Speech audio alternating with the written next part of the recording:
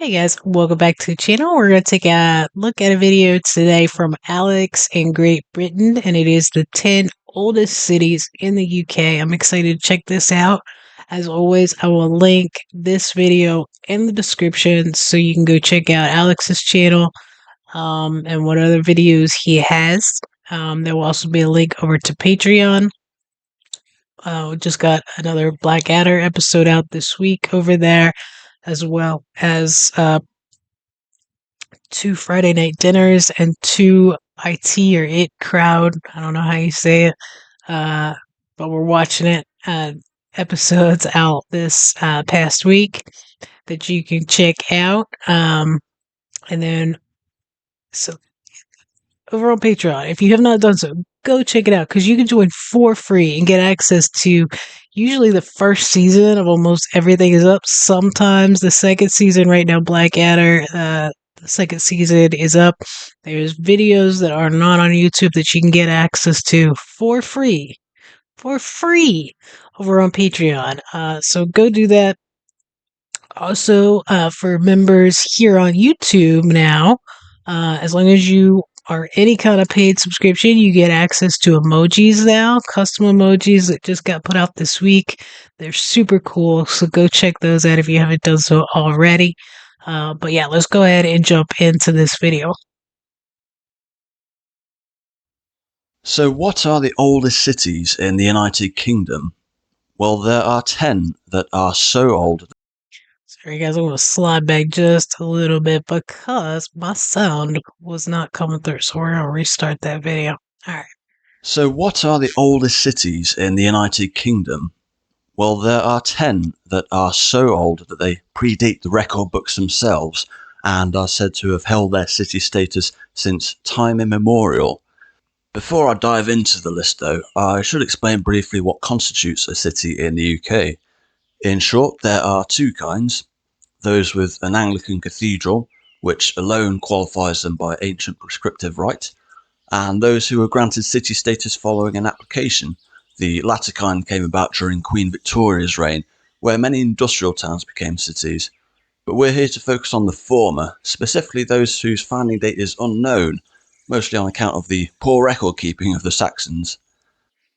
For perspective, the So oldest pretty. UK city with a definitive date is believed to be Durham, founded in AD 995, assuming the records of the time are accurate.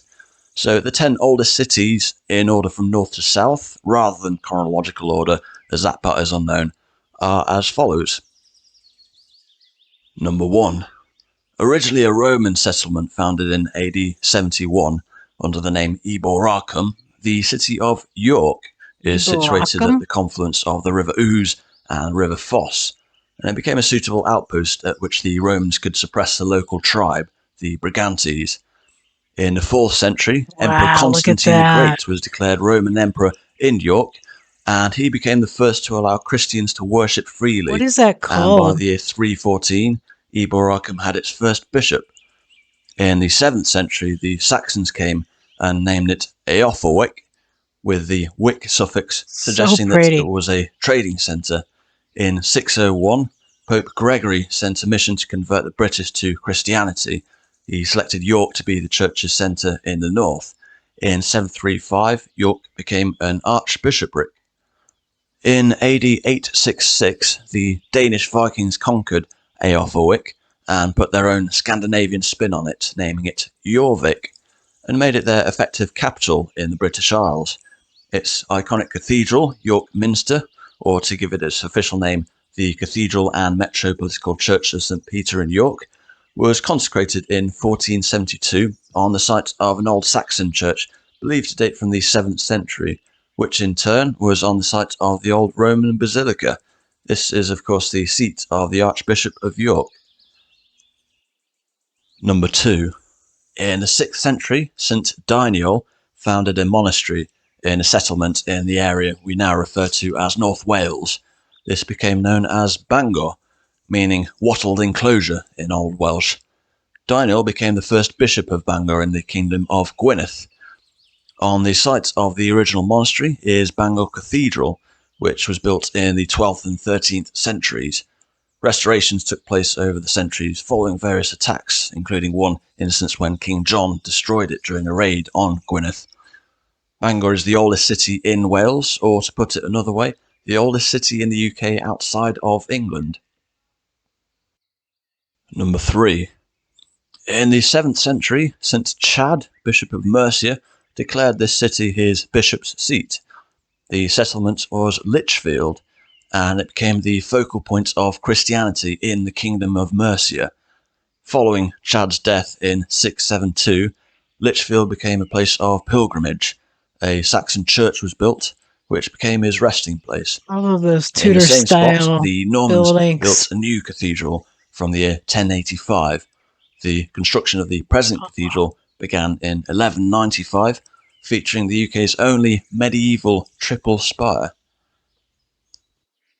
Number 4. Very little is known about the Roman history of this city, but the Saxon settlers discovered a fort here and named it Weagorna Sestra, though the meaning of Weagorna is unclear.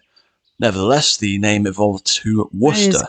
In incredible. the 7th century, the first cathedral at Worcester was built, which became the seat of the Bishop of the Whickers.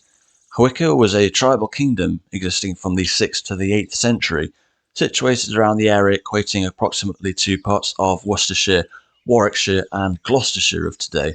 Worcester was its capital. With the Viking invasion and subsequent establishment of the Dane law in the 9th century, Worcester became a burh, i.e. a fortified settlement, as part of a move by King Ethelred and his wife Ethelfled to solidify the Kingdom of Mercia against the Danish threat to the east. From the late 11th to the 16th century, a second cathedral was built in Worcester in a range of architectural styles from Norman to Perpendicular Gothic. Number Incredible. 5. In the 7th century, Bishop Putter became the first bishop of this city and is believed to have been responsible for the construction of the first cathedral here. The city is Hereford. The name Hereford is believed to derive from Old English for army river crossing. It was a frontier settlement which saw various conflicts between the Anglo-Saxons and not only the native Welsh but the Danes as well. In 1079, the Normans began the construction of the current Hereford Cathedral on the site of its Saxon predecessor. Work continued into the 13th century. Stunning. Number 6. Now, here's where things get a bit technical.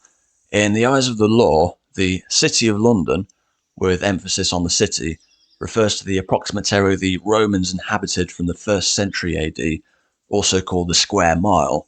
This is actually both a city and a ceremonial county in its own right, and an enclave surrounded by the ceremonial county of Greater London. In the 9th century, Alfred the Great is believed to have come across the old Roman fortifications and turned it into a Saxon fortified settlement that could better withstand Viking attacks than the previous base, believed to be around the Covent Garden area, with two street names of today providing clues, as in Old English, Strand means beach and Aldwych means old trading centre. Following the establishment of the Archdiocese of Canterbury, a cathedral was constructed in London in the 7th century and was dedicated to St Paul. This has gone through various iterations up to the present structure designed by Christopher Wren in the aftermath of the Great Fire of 1666. Number 7. Before the Romans came, this area was home to a tribe known as the Cantiaci, from which the name of both the city and its county, Kent, derive. The city, of course, being Canterbury. After the Claudian invasion of AD 43, the Romans established a military base which they called Duravernum Cantiacorum. This became the principal trading centre for the surrounding area. Around AD 270, defensive walls were put in place, which remain in place to this day, albeit with various reworkings. In the I love 6th those century, the streets. Jutes established the Kingdom of Kent, with Canterbury becoming its capital. In AD 597, St Augustine arrived in England on a mission to convert its inhabitants to Christianity. In doing so, Augustine became the first Archbishop of Canterbury. By the 9th century, it was firmly established as the centre of the English Church. This did, however, mark it out as a target for the Danish Vikings across multiple generations. In 1011, Canterbury Cathedral was burnt following the capture of Archbishop Althege. The cathedral was rebuilt and subsequently burnt on 2 more occasions before being built in stone. It was the site of the martyrdom of Thomas Becket in 1170 by the Knights of Henry II, and subsequently became a place of pilgrimage. Number 8. England's smallest city is also among its oldest. Named after the wells in the grounds of the Bishop's Palace and the cathedral, the city of Wells is believed to have originated as a small Roman settlement. In the early 8th century, King Ine of Wessex chose Wells as the site of a minster church. By the early 10th century, the Diocese of Wells had been founded by King Edward the Elder. This diocese moved to Bath in the Norman period, but as a compromise, a joint diocese was later set up between the two, but officially returned exclusively to Wells in the 13th century, several decades after the construction had begun on Wells Cathedral. Number 9.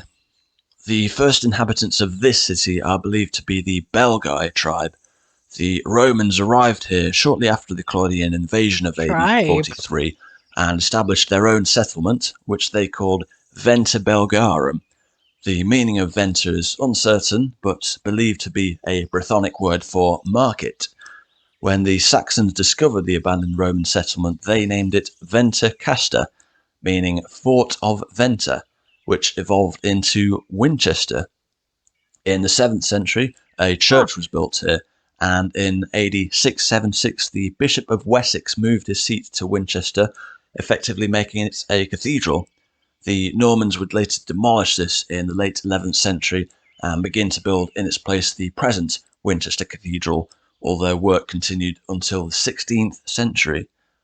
In AD 871, Alfred the Great was crowned King of Wessex and established Winchester as its capital.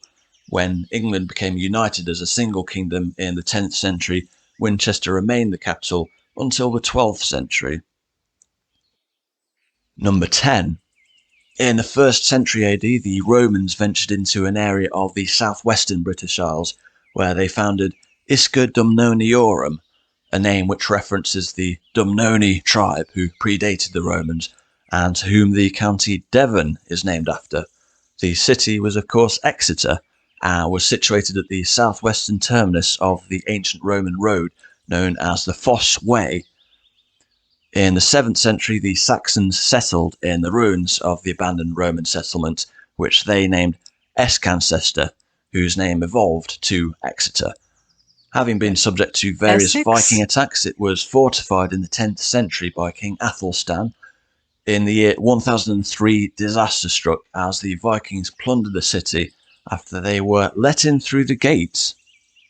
Although more or less reduced to rubble, Exeter recovered, and by 1050, Exeter Cathedral was founded. From the early 12th century, it was rebuilt by the Normans. And those are the 10 oldest cities in the United Kingdom as it pertains to cities. That's really interesting. I might need to watch a history thing just that last little bit about the Vikings invading, even though they were just kind of let right in through the gates.